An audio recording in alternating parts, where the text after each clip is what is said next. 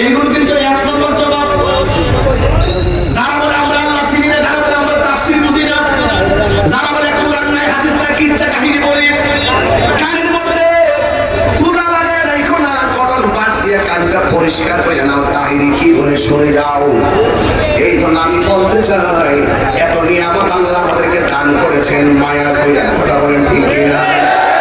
মায়া কইরা আল্লাহ এত কিছু সাজায়া থাকে গো,